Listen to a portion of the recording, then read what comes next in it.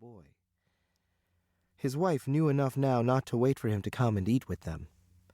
On a night with the moon he could see some of the smoke rising from the world that was the lane, home and food and rest and what passed in many cabins for the life of family. He turned his head slightly to the right and made out what he thought was the sound of playing children, but when he turned his head back, he could hear far more clearly the last bird of the day as at evening chirped in the small forest far off to the left. He went straight ahead, to the farthest edge of the cornfields, to a patch of woods that had yielded nothing of value since the day his master bought it from a white man who had gone broke and returned to Ireland. "I did well over there." That man lied to his people back in Ireland, his dying wife standing hunched over beside him. "But I longed for all of you and for the wealth of my homeland." The patch of woods of no more than 3 acres did yield some soft blue grass that no animal would touch, and many trees that no one could identify. Just before Moses stepped into the woods, the rain began, and as he walked on, the rain became heavier. Well into the forest, the rain came in torrents through the trees and the mighty summer leaves, and after a bit, Moses stopped and held out his hands and collected water that he washed over his face. Then he undressed down to his nakedness and lay down.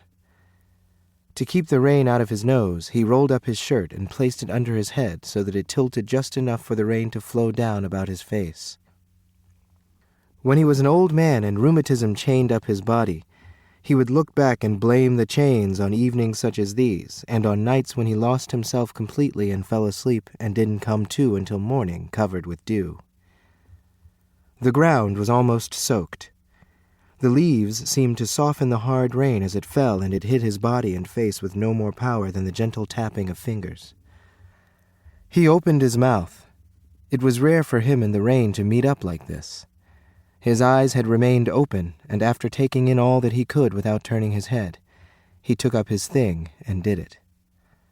When he was done, after a few strokes, he closed his eyes, turned on his side, and dozed.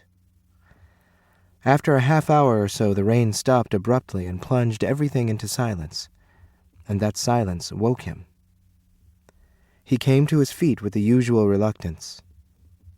All about his body was mud and leaves and debris, for the rain had sent a wind through the woods.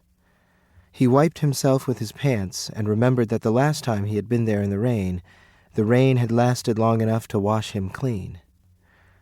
He had been seized then by an even greater happiness and had laughed and twirled himself around and around in what someone watching him might have called a dance. He did not know it, but Alice, a woman people said had lost her mind, was watching him now. Only the first time in her 6 months of wandering about in the night that she had come upon him. Had he known she was there, he would not have thought she had sense enough to know what was going on, given how hard, the story went, the mule had kicked her on the plantation in a faraway county whose name only she remembered.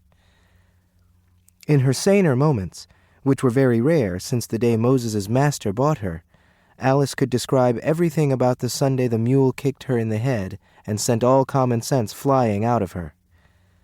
No one questioned her because her story was so vivid, so sad. Another slave without freedom, and now she had a mind so addled she wandered in the night like a cow without a bell.